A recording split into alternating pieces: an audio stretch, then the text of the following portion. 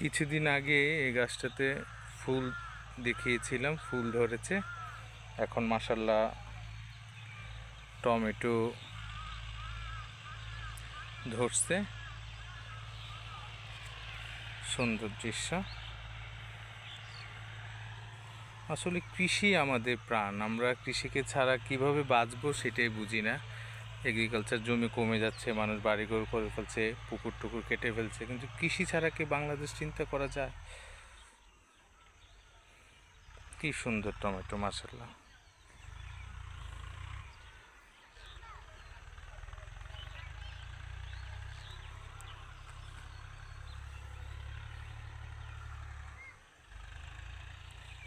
এটার সাথে আবার বুট্টু গাছও বড় হচ্ছে।